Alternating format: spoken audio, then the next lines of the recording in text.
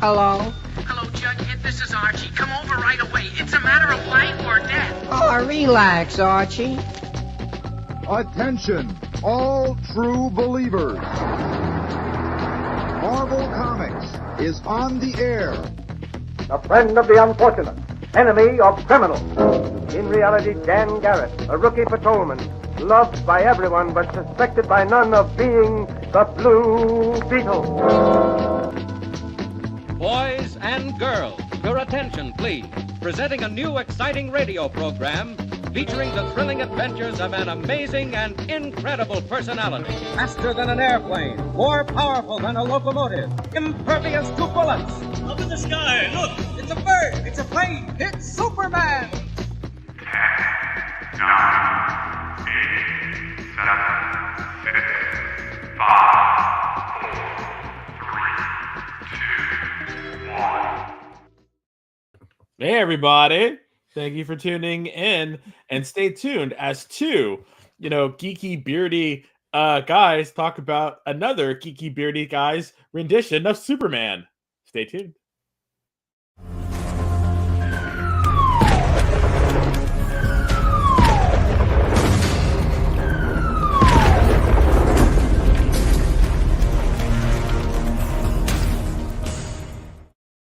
Hey everybody, welcome to another edition of the Geek Chat on the Experience. Hello Barlord, hello Paul, and welcome in everyone. You are watching us on the Experience, which is a great channel to catch entertainment shows like us and sales shows every day. So, Des. Who are you? What? Who are you? Who am I? Mm-hmm. Oh, I'm Beardy Rich. And I'm Black Beardy Desmond. I'm just saying, you guys really got into it. Like I did. I was like all focused. Yeah, he's very super excited to get into it because we do have a lot of stuff to talk about, and we do have a couple of bangers, Barlord. But first and foremost, as always, we want to tell you how you can win this fantastic prize. It is Absolute Superman #1. It is a cover by I'm So Bad I Don't Have the artist's name right now. Sorry, I sent it to you. You sent it to me, and then I completely zoned it out. I think that's the Crane cover. Nope, it's Matteo Scalera. It's cover F. It's a 1 in 25. It's Absolute Superman #1 cardstock variant. Matteo Scalera. So yes, this is Scalera. Thank you. This is what you could win by typing in #EXPTGC variant. So, well, not a variant, just variant. This variant, not the variant. Yeah, variant. not the variant. But it's scrolling across your screens right now. So if you're listening, that a hashtag again, pull over. Don't text this while you're driving. Please don't. But thank you for listening while you're driving. But yes. Want to get it to driving you. If someone's driving while they're listening to us, that could happen. I just don't want people to get hurt. Yes, Hydra Asylum Comics. It is a great variant. Yeah, I was very happy. Barlord said his local comic shop had 2 cover A's at the end of the day and went, wow, that is great. I do. Yeah, a lot of stores are under ordering these books, much like they under ordered Ultimate Spider-Man #1. Yep. But the difference is, if you're ordering a Marvel book, we order completely blind, whereas DC allowed every retailer to read the PDFs of all 3 of the Absolute #1s. So maybe they didn't think it was that good. Maybe they just did under order. I don't know. But I want to let Barlord know, get reading because we're reviewing it next. Yes, and if you have not read it, remember. We do talk about spoilers, so just be prepared. And it's kind of funny because a lot of this was kind of by the numbers, but at the same time, it's interesting. So, like we said on the last episode and episodes before, Rich is horrible because he gets to read all this stuff months in advance, and he doesn't tell me his thoughts at all. No. So in fact, really funny, really little funny story for everyone. Des texted me hey, I just read Absolute Superman. And I was like, okay. And he was like, you're not going to ask me about it? I'm like, no, I never tell you my opinion. So I'll find out what you think. So annoyed by him. But anyway, so all right. I'll let you go first, though. Hello, Lyle. Hello, Yes, hello, Brooklyn Lyle. born. Welcome in, a jabroni. Welcome in, everyone. Glad you can join us. Yes. So yeah, Rich, what were your thoughts? Since you've been Well, let's sitting on get them, to it. So right now, you've been sitting on them longer than I have. So our first book of the night is going to be Absolute Superman from DC Comics. It's one of their new all-in books. It is a $5 book written by Jason Aaron, drawn by Rafa Sandoval. I got to get to the things. That's all I know. is that the end? Huh? I thought it was at the end. Yes, it is. It's at the end. Yeah. Okay. Ulysses Areola was the colorist. I'm so sorry if I'm butchering your names. And Becca Carey was the letterer. And Rafa Sandoval and Ulysses Areola did that cover. There were also covers by Jim Lee, Wes Craig, Clayton Crane, and then the Matteo Scalera, which is our giveaway today just for watching. Yes. Hi, Garfong. Hey, Garf Wong. Okay, so what were your thoughts? I have to be honest. I think out of the three absolutes, I think this one is my third. I have to say, what? I'm sorry, I'm being honest. The costume is quite cool. No cape yet. Yes, the shield is pretty cool. At least you can see the little indentations to make it an S. Hi, Phil. The version doesn't have. Hi, Phil. You know how I feel about Mr. Aaron's writing. So we'll let you take the floor now. No. Yes. Keep going. Let me know your thoughts. Come on. All right. Art-wise, this is different from the other three. This is more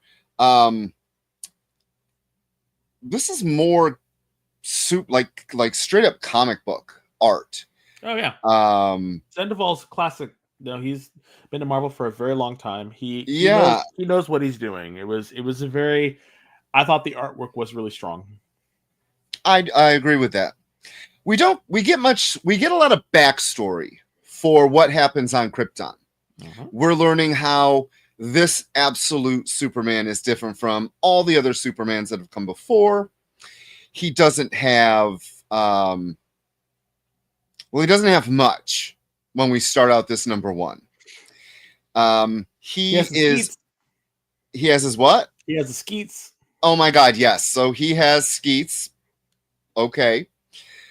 Yeah. That's about it. Okay. It's gonna sound weird coming out of my mouth, but out of all the three, this is my number one. Wow. Yeah, this is my number one. And I'll tell you for two specific reasons. All right, you tell me why I should love this book. Okay, so Jason Aaron, and I'm going to take it back to Jason Aaron when he was writing Thor. When Jason Aaron wrote Thor, he was really, I thought his Thor, when it started, was really strong. He had a lot of really good ideas, but I think sometimes he stays on a book way too long than he should, and he just needs to leave and like do other things. I'm feeling that, I'm fearful that that's what's going to happen here.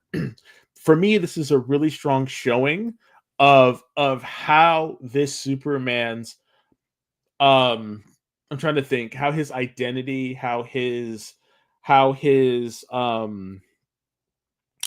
guess identity is a good way to say it, has been shaped by what has happened in Krypton, and how, you know, the whole thing with labor versus science, and really playing into what what's his name, John Byrne did by having these different castes, having Krypton be a caste society. Yes. And how, you know, whereas the shield of House Jor-El was for hope, now it's a whole thing that stands for labor. So it's this sort of, if you really want to think about it, it's this, I don't know how clever it is, but it's a nod to immigration and labor. So there's a slight political message to this book that I don't know if people are getting, or if they are, they're kind of like, I don't know.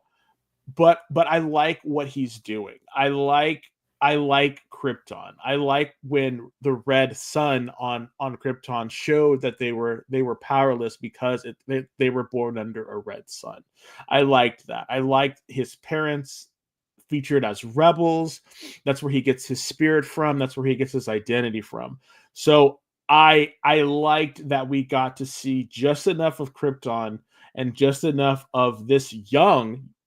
Remember, he is young. He's not the 30-year-old Clark Kent that's been around for forever and really developed this sort of Boy Scout. This one is a very raw, young Kal-El trying to make his way.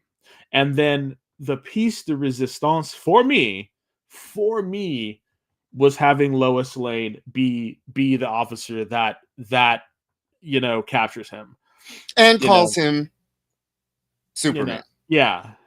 So for me, I feel that this one has a lot of new potential, and I have to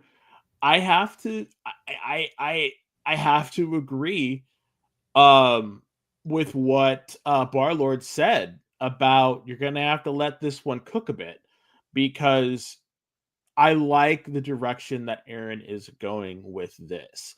I like this feeling of this Superman. I like what he's doing, and I want to go along with the ride. Like I'm happy that it just wasn't, boom, baby on Earth, let's go. We get to see a lot more of this new universe that Darkseid created, because if you realize with Batman, we didn't get to see a lot of the world. It was all Gotham. Then we got a little bit of the magic with Wonder Woman, and now we're getting a little bit of the actual universe or worlds that are around.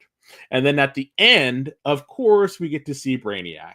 I wish it was a different villain that they put at the end.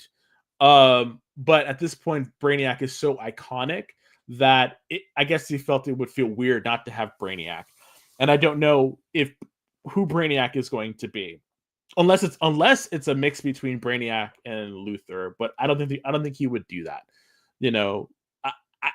I wonder what his version of Luthor is going to be, unless that was right. Luthor at the end. So let's take some comments. So Barlord says his changed up backstory here is leaving me with all bets are off kind of vibe. Same here. And that's what I like about it. And him wanting to help out, like, the miners and all this other stuff. It just makes me, I don't know. It just feels interesting, and it just feels good that yeah. Yes, so I'm Hydra, gonna say something. Hold on. Okay. Hydra's asylum comment says, I love the fact that you don't always have the same opinions on books. I mean, that's the love of it. Yeah, we've been friends for a very long time, and for the longest time he said that I'm a contrarian, although I think he's the contrarian, so you can figure out which one is true. But yeah, we love comics, and we love talking with them about you, and I just with you guys, and I just love, or you all, and I love that you guys are here. So what were we gonna say, Rich? So I just want to let it known I'm not a Superman fan in any universe. And you are. I'm also not a Jason Aaron fan in any universe. He can be hit or miss for me. So for me, I'm reading something and I'm like, I felt it to be, so it's weird. It was more of a World of Krypton book for the beginning for me. Oh yeah. Like I really felt World of Krypton. And like you had already said, John Byrne, I actually read that because I really love John Byrne. So back in the day, of course, that was a must read because I actually read for writers and artists. I do that now to an extent, but I found this book to be just a little for me. Too derivative? I don't know. I think we always talk about writing for the trade. And I feel like this book was completely written for, yes, Barlord. Yes, that's exactly what I'm saying. I think this will read better in a trade because there's not enough meat in this number one issue to keep me interested. For me, interested about a character I just don't really care about. Yeah. Whereas Wonder Woman and Batman, you know, that's the thing. Okay. If we're talking about books that ended with a solid hook to bring you back, for me, it goes Superman, Batman, Wonder Woman. It was those three that gave me a hook to bring me back in. And again, that could be our biases. I like Lois and I like Superman. Not to say that I don't like Batman and the Joker. It just felt the much more like, because it ended on sort of like an action note of like, you know, oh my God, what's going to happen now? Is he going to punch the crap out of her? They're going to make out what's happening. Wow, you know. And then at the end of the Batman, you got like this very solemn faced Joker who's like a master assassin now coming out, you know, and you know, coming out. I'm thinking, okay, what's going on with this? And then with Wonder Woman, it was kind of like her declaration, I'm here. And you're like, okay, well, that's great. You know, so for me, it made me feel like I want to read the next Superman. So good. Well, I hope everyone goes out if our opinions mean anything and you read it for yourself. Yeah. And you let us know next week. You're like, hey, Rich, you were wrong. Or, hey, Rich, it was kind of boring. And Hydra Asylum, I just wanted to say, so Dez texted me about. So he did not realize that Superman and Lois had started back up, and we've been watching it. It's so good. It's the final season. They are just going for it. Like Lex and Superman, Lex and Clark, because Clark, spoilers, he died, and he came back using his father-in-law's heart. Don't ask. And so he's not as powerful as he was. And then the weirdest thing, Lex switched all the lights in town to be red, which I don't think the writers understand that he's like a solar battery, and he absorbs it. Like, I was a little off about that, but it was a punch by punch. It was a great episode. We got two Superboys. I don't know. They're just saying, they're like, you know what? This is it. We're not going to get anything else. Well, let's just go for it. The guy who plays Lex Luthor basically said that, like, a lot of people are coming back for the final season. He can't say who, when, or how. He just says that a lot of stuff is coming back. But to answer your question, Hydra, no. I have a hit or miss love with Superman in live action Superman stuff.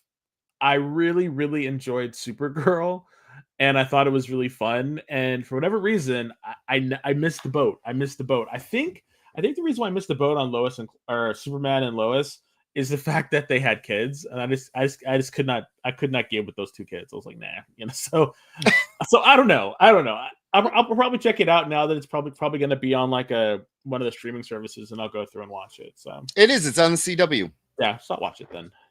The only bad thing is you have to wait. That's fine. There's tons of stuff to watch on. That's the one thing. We're not in a drought for anything to watch on any of these channels. We have to take a break. It's already time. We do, but when we come back, we're going to be talking about 2 DC all-ins. You know what? It's weird. Like, we're doing a lot. Like, this is a DC specific show. We're not really talking about any Marvel shows, Marvel stuff, a bunch of DC stuff, and then a couple of independents. So this is going to be a very interesting show that we're not talking about any DC or not talking about any Marvel. So stay tuned and see what's in the mix. See you in a minute.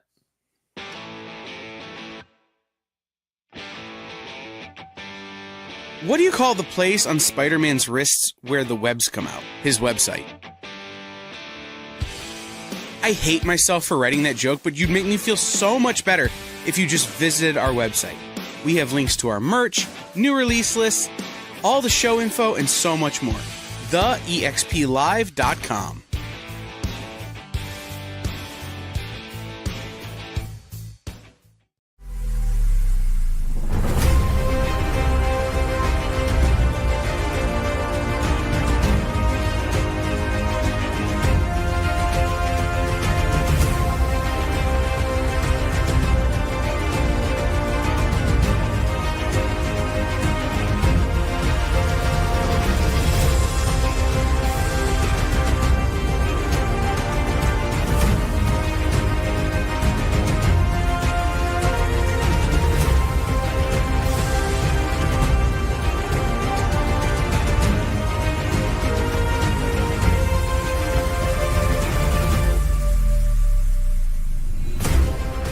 Ask your local comic shop to add Battle Quest comics to your pull list today.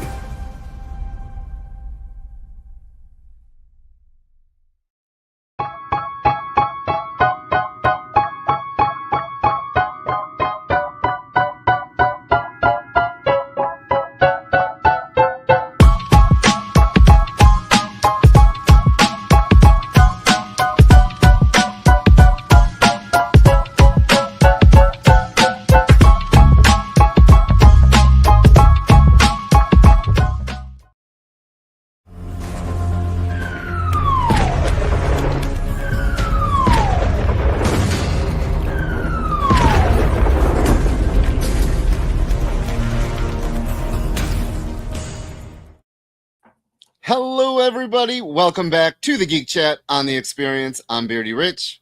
I'm Black Beauty Dez.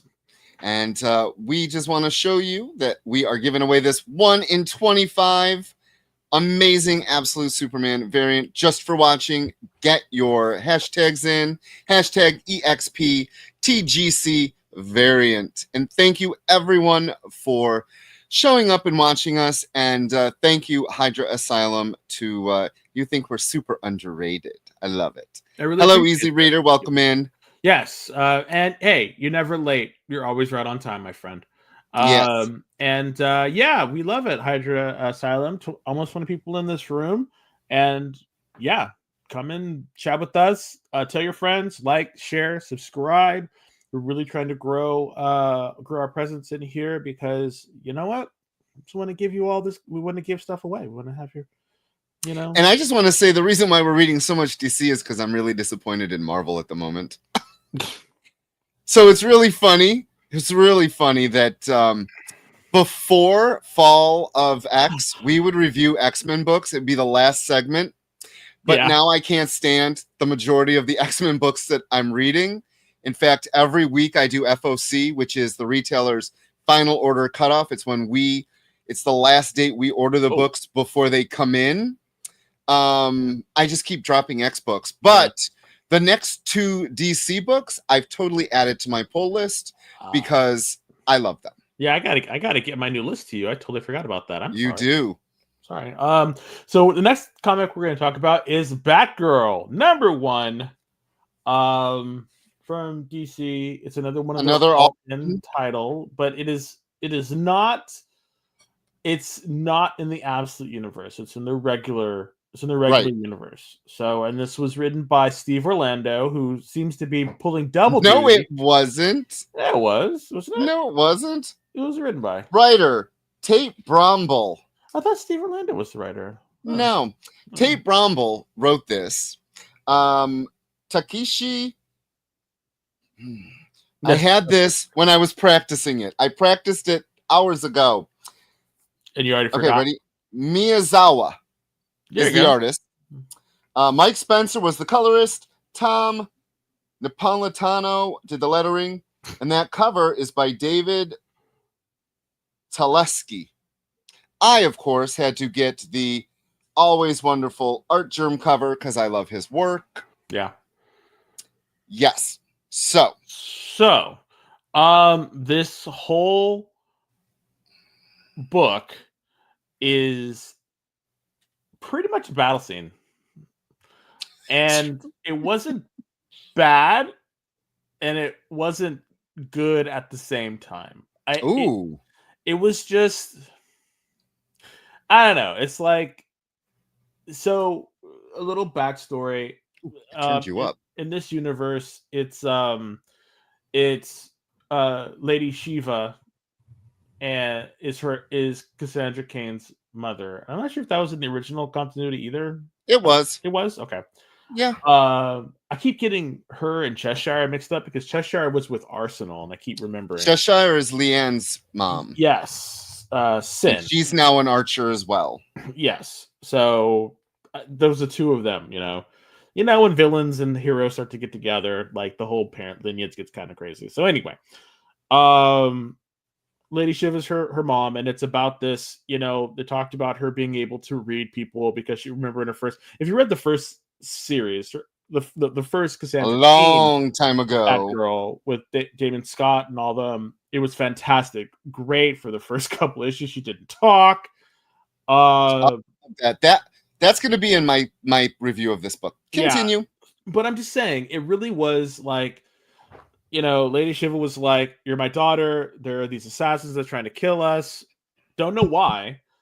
They never said why they're trying to kill him. It literally is just them running and Cassandra Cain fighting her mom, and then at the end she's like, "All right, Mom, we're going to work together to fight all these people."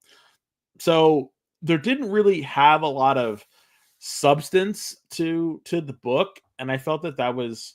I mean, I think that was by design because they're trying to catch people with a lot of action and a lot of movement. I thought the artwork was great.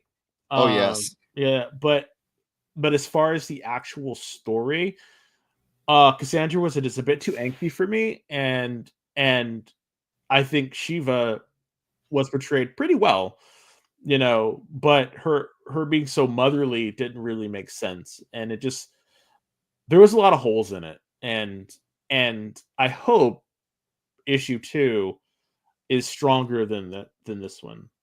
So yeah, I liked it. Hobson, yeah, Eli Hobson. It was a bit mediocre. So I liked it. You liked it? Okay, cool. I did. I liked it because I believe that Lady Shiva is totally effing with her daughter, and I don't believe any of what she said. I don't. I think it's a setup. I also don't know this writer. I do.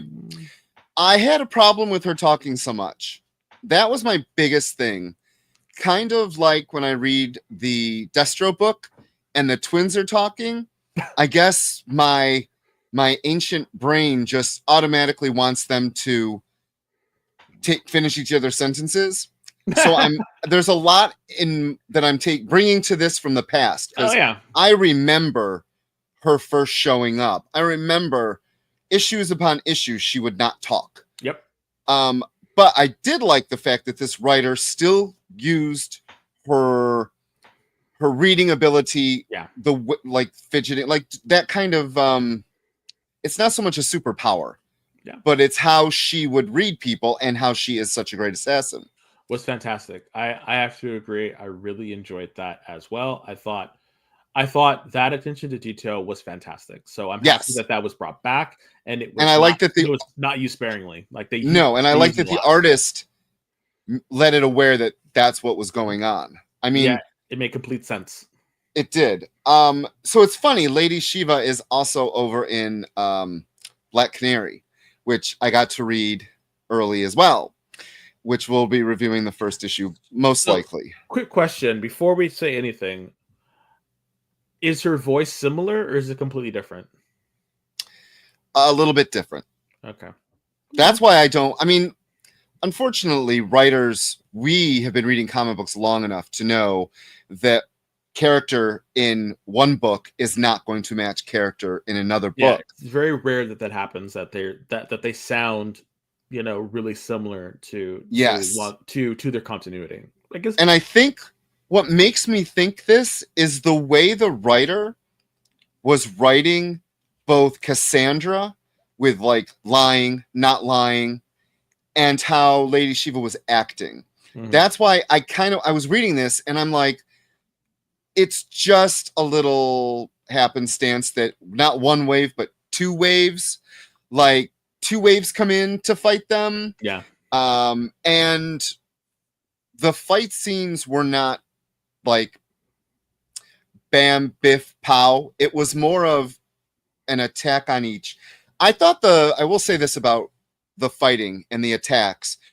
It was weird how Cassandra went to kick Lady Shiva and it shows that it connected, and then Lady Shiva uses her to knock everyone out. Great idea. The execution was a little weird in the visuals. Yeah. And I kind of had to go back a couple pages and be like, wait a minute, what's going on? Yeah. So I don't know if that was done directly. That's why I think that it might be her, it's the old trope of mom's going to take care of you, come back to me. Because she even says they're not going to be the ones to kill you, I am. Yeah. And I would love it if in 4 issues, because I don't think, it says ongoing, but we know DC and Marvel, it's not going to be ongoing. Yeah. But I would like a little misdirection, and I'm hoping that that's the misdirection. So for me, I am all in on Batgirl. I will be reading the rest of this. Yeah, I'll be reading because I liked it, and I like you said, the art was amazing. Yeah, it was good. It was really good. But the biggest book I cannot wait to talk about. Oh. I have waited years to finally talk about a JSA book. Years. All right. Years, and it's finally here. All right. And it's by a writer I love. The art was good. I liked it. Yes. So, after a very long time, because I'm really not counting Jeff Johns' JSA pet project, that really revolved around Courtney Whitmore and this weird beginning of Huntress and morphed into, I don't know, it was a weird book. It was a very weird book. It was a really weird book. But this is written by Jeff Lemire. I love his writing. Art and cover, Diego Orlutegui. I'm hoping. Again, I'm sorry if I butchered it. Colors, Luis Guerrero. Letters, Steve Wands. And then the main cover was by, the artist from the inside, Diego. Yeah. And then it had variant covers by Cully Hamner. God, I love his art. Andrew Dahlhaus, Jeff Lemire. I had to get the Jeff Lemire one because, it's Jeff Lemire. And when he draws, I love it because, it's Jeff Lemire. Butcher of names. I've been butchering names since we started on the radio over years. I just butcher your names. I butcher the English language. It's just to be fair. It's not the thing. It's not out of malice though. It's just Coog. I said I butcher English language. Coog turns at me and shakes his head. Yes. We all know it's one of your more endearing qualities, sir. Oh, thank you. Okay, so since you are just having like a crazy mad on about this, let's go. What'd you think? I loved it, and I'll tell you why I loved it. Yes, because it took what I loved about the old Infinity Inc., All-Star Squadron, Justice Society, JSA, all of them. They talked about the past. So it all happened, which made me happy. Mm-hmm. And it's the newer kids, which made me happy. And it is still the old guys as well. Of course, something happens and the old guys aren't with the young guys. But I really enjoyed this issue. I loved the artist. I just want to talk about the art real quick. When an artist does detail, close-up detail, when an artist shows you shoes in a panel and they have soles and they have the sewing lines, like the attention to detail that this artist has was amazing.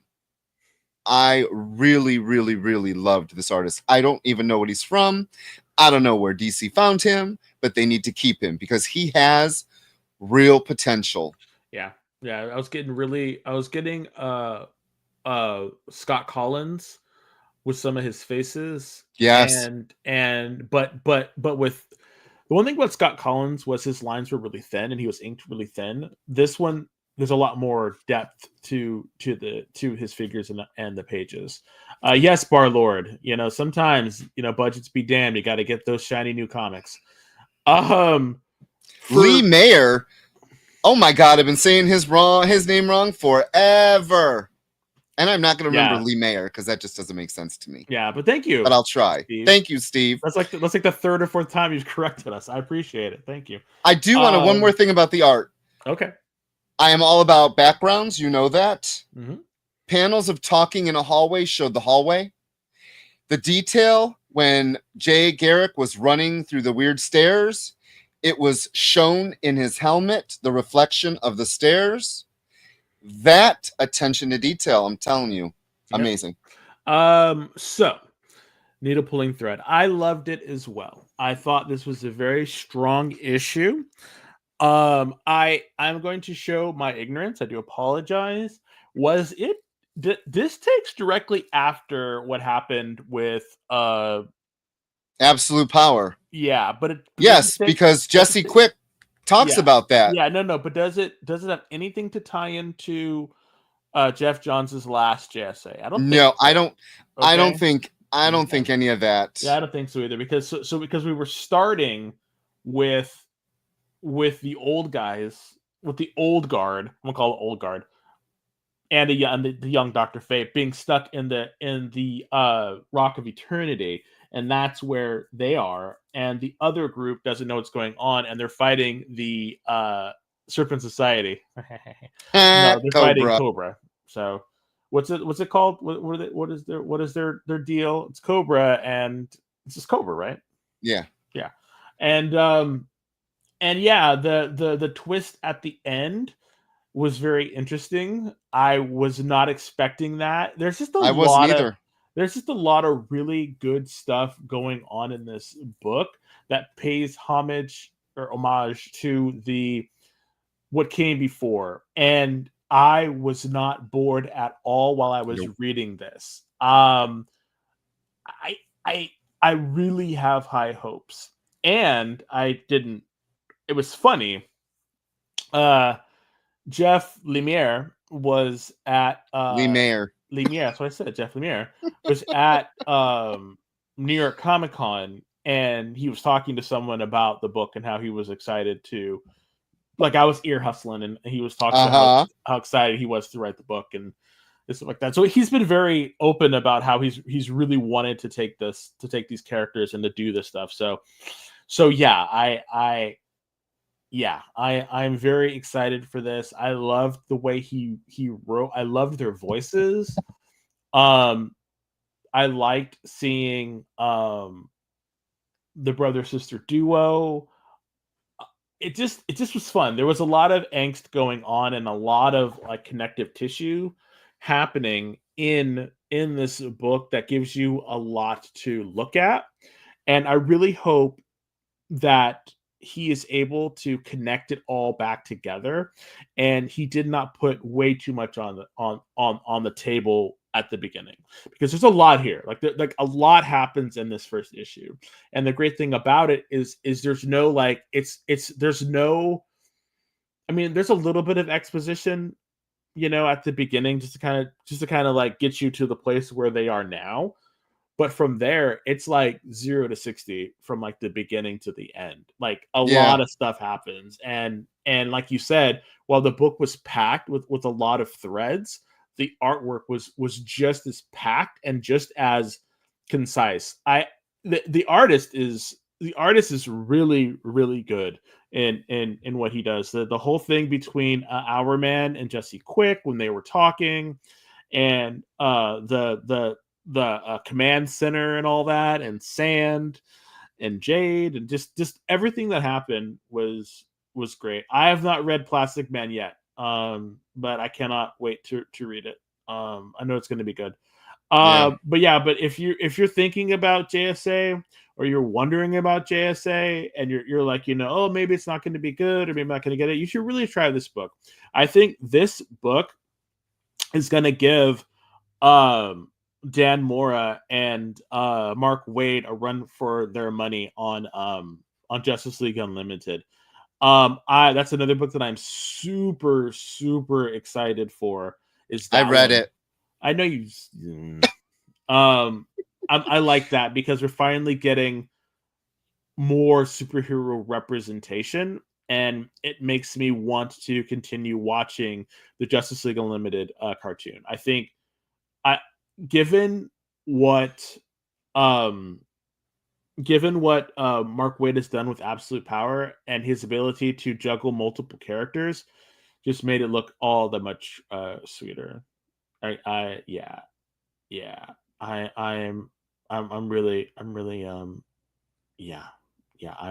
here. So let's get just a couple comments before we go to the break. What the hell was that? Well, I'm just excited. So, Green Arrow is on Barlord's list. That's great. I really need to read it on the trades. The Green Arrow annual ends everything that came before it. So they didn't stick it in an actual Green Arrow book. They are launching the new writer with the next issue of Green Arrow. So the finish up of, I think it's Williams that's writing it. Oh my God, I can't remember his name. His final swan song. Joshua Williams? Williamson. That was it. Williamson. Williamson. Yeah, the end is there. And it's going to be weird. Barlord, just wait till you read it. Yeah, and Barlord, regarding Mark Waid saying he's stepping away, I've not heard that. I really hope he doesn't. Though he's been in the business for a very long time, so I'm not surprised if he is going to step away from it for a while. Hope it's not forever, but I can understand that. But one thing that we are happy about, and I will make no bones about this, Spider-Man is finally getting a new creative team, and I am super excited for it. Amazing Spider-Man number 61 cannot come fast enough. So let's hope. As they say, because hope springs eternal, that it'll be a lot better than what we had before. So that's how I feel about the X-Books. So on that note, we're going to take our final break. And when we come back, it's independent time. So stay tuned. In a world where you hit like and subscribe on our YouTube channel, that'd be really great. Thanks. Symphonic verses, Nocturne's romance. A song of romanticized darkness, dreaming death by sleep.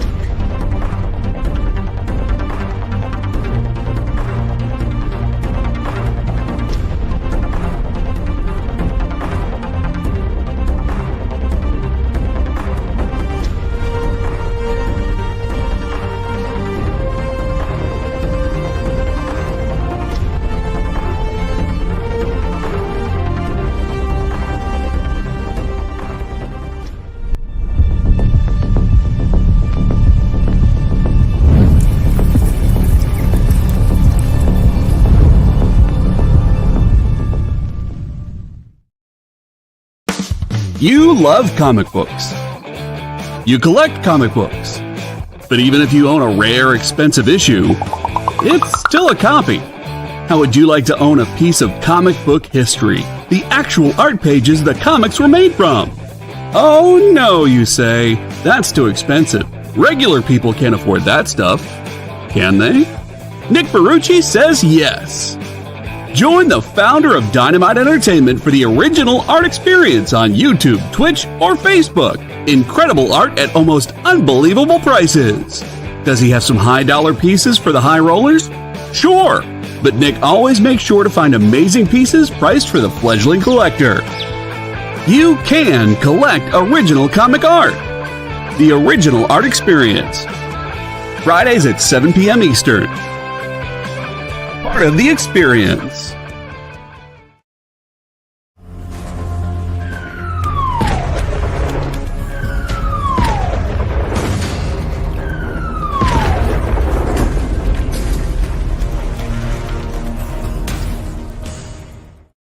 Welcome back, everyone. You are watching the Geek Chat on the Experience. I'm Beardy Rich. I'm Black Beardy Dez. Be sure to get the hashtag in. You've got about maybe 10 minutes. It is for this 1 in 25 Absolute Superman variant. And it is really easy. You just post hashtag EXPTGC variant to enter. Yes, and it's the Absolute Superman #1 cover F 1 in 25 Matteo Scalera, thank you. And it is a card stock variant. If you haven't already, please put that hashtag in. I do not want to keep it. I want to give it away. I want to send it out. So yeah, Barlord, you should be getting your comic sometime this week. I know it was sent out already, so I hope you enjoy it. This is from last week, so sorry, it's already gone. JD, can we talk about FML first before we talk about the other one? Really? Yeah, I want to talk about that one first before we talk about the other one. So yeah. Let's talk about this one first. All right. Written by Kelly Sue DeConnick. Positive. What? I want to end on a more positive note. Okay. Art was by David Lopez. Colors by Chris Peter. Letters by Clayton Cowles. And the design is Lauren McCubbin. And that cover, the A cover, is David Lopez. there were A, B, C, D, E. There were 6 covers to this book. Wow. Yes. Bye, and it Kenneth. is by Dark Horse. Okay. So bye, Kenneth. Have a great night. So I had issues with this book. And Kelly Sue DeConnick is a writer that you either love her or you're just okay with her. And I'm just okay with with a lot of her writing and stuff. A lot of her, naughty word. A lot of her writing just comes off really, really angsty and trying too hard. And this really is what this comic felt like. And I don't know, like it just feels like she was pushing way too hard on these characters, and like I don't know, I just couldn't relate to any of the characters that were in here, though I've done things that they have done when I was a youth, but I don't know. And this really it was polarizing, because while the writing I did not care for, the art was gorgeous. Everything in the book was beautiful. It was just, I am a huge David Lopez fan. If you have not read the stuff that he did on the X-Men, you are missing out. So I was about to say his X-Men run was great. Amazing. So to see him really put this out and really be unstrained to do really weird looks and stuff, like the character designs I thought were really fun. The breaks in the panel were really good.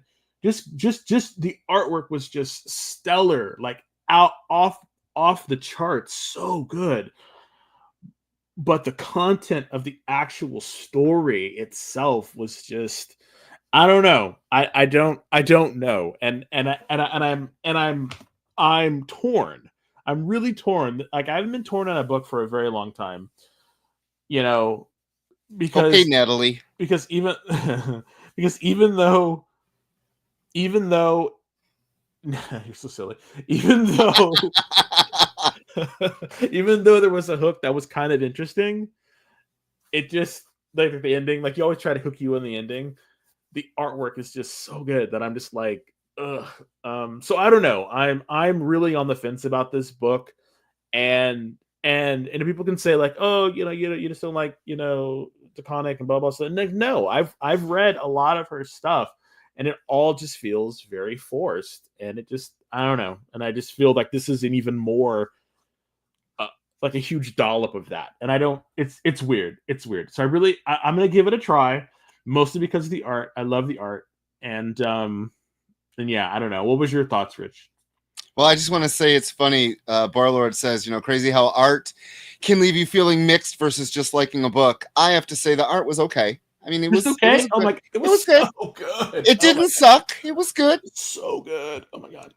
And then I think it's funny that I would buy more Distillery too if it didn't be distributed through Diamond Comics, which we don't go through anymore. I just don't like the size. I mean we're talking about something completely different, but I just don't like the size of the books. I really don't like that size. It's a weird size. Okay, so there's a lot we can go into here. We only have like not even 10 minutes, because for a while there was a thing going on within the writing and fans about, should you be writing what you don't know? Or, for example, I don't want to get into race, but like, should a white writer write another race? Should you write a trans character if you're not trans? I kind of feel that way with this book.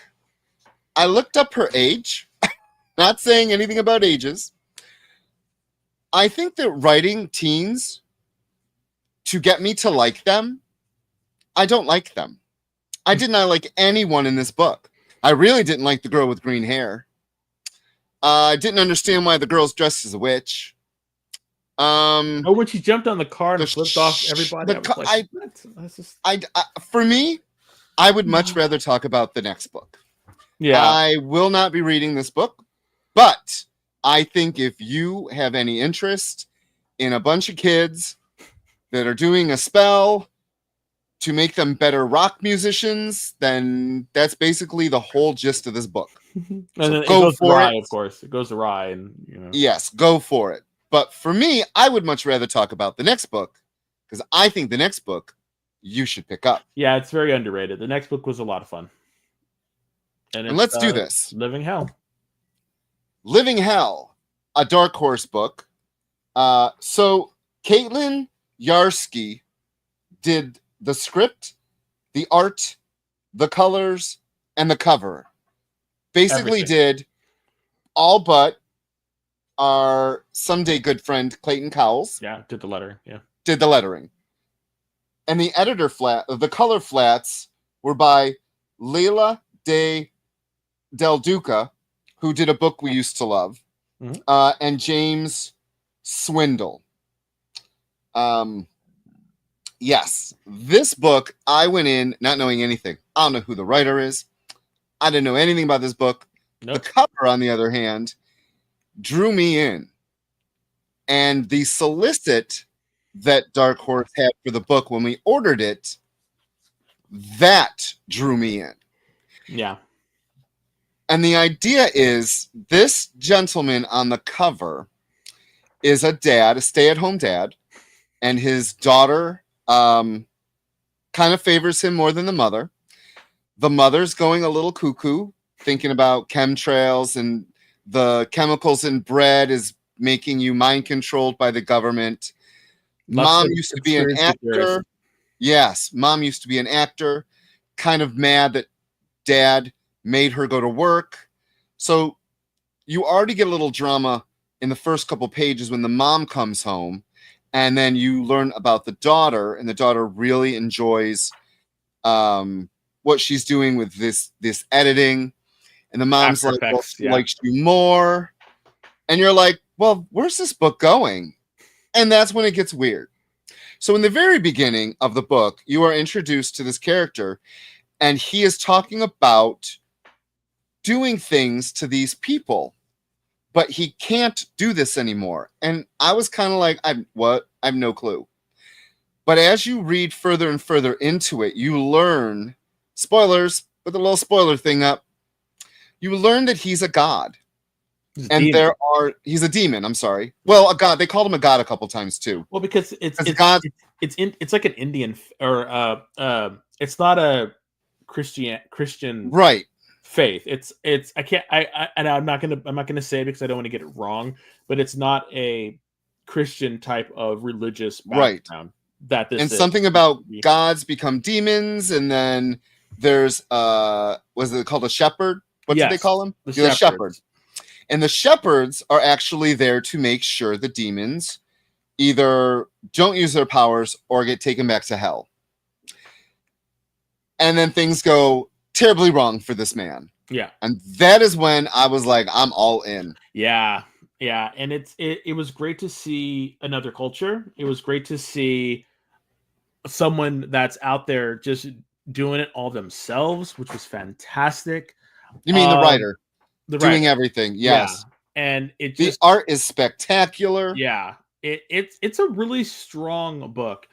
And we talk about spoilers, but we just don't want to give the spoilers away from this one because it's an indie. And I really think you should give it a try. Like, I really think you should give it a try. At first I was with you, Rich. I was like, where is this going? And then it got to where it was going, and I was like, oh damn. And it sets some pretty killer stakes. So and this is how you do a book that no one's ever heard of.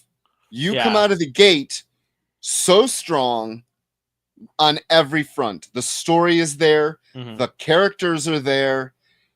The desire to read, like, I really don't want to spoil this. The desire to read the next issue is there all because of what happens. We gotta get going, but go pick this book up. You will not be disappointed. Definitely try it. And again, this is Dark Horse is like, this will be traded, so definitely, like, if you don't want to do the floppy versions, definitely pick it up on a trade. I do think that it's definitely worth it. Yeah. So it was really good. It was a very good Yes. story. This and JSA were my 2 picks of the week. I loved both of them. Yeah, for me, my picks of the week would be JSA Absolute Superman, and then this one. Yeah. All right, guys. All right. 1 if minute. you haven't already, please put in that hashtag. We want to give this cover away. I don't want to keep them because if I die, Rich will have to take them. I've already promised him all my comics, and he's just gonna sell them. So I'd rather. No, give I'm it not. away. I'm going to love them and keep them and read them and That's then a sell lie. them. That's a lie. All right. So Hey, all meanwhile, right. welcome in. Yes, Let's go. thank you, JD. Roll it. Let's get it. Let's get it. No, Bar Lord, you can't win again. Same thing with Jabroni Chief. Sorry, Phil. All righty, he literally just put it in at the end. Phil, what's up? All right, Phil. I'm gonna need you, sir, to fill out the information that JD's putting up on the screen. Of the experience is putting it on right now. Please do this. Please do this. Fill it out now. Send it in. I'll get it. And then the plan, I always love to send them out over the weekend. It comes in a nice little, mailer. Yes, I want to get this to you. So please fill it out. Fill it out. Okay, a couple things real quick. Stay tuned. Mog and Mel with SketchUp is next. Always a great time. They've got guest artists. Amazing. Be sure to like, subscribe, tell your friends about us. Thursdays, same Geek Chime, same Geek Channel, The Experience. Everyone, thank you for showing up. A great show. We love you all. Have a great Another weekend. variant next week. Yes, have a great weekend. And if you have like Veterans Day off and you were a veteran, thank you for your service. Yes, thank you for your service. Enjoy your Monday off. Peace, everybody. Oh, love ya. And leave a comment. Leave a comment after the show. Somehow it helps the algorithm. Yeah, I don't understand it. I'm not a computer person. Any kind of interaction feeds the algorithm. It's crazy. Yes. But anyway. All right, JD, go pee. Bye. Join the party. Head over to our link tree to find all the links for everywhere the experience is all the time.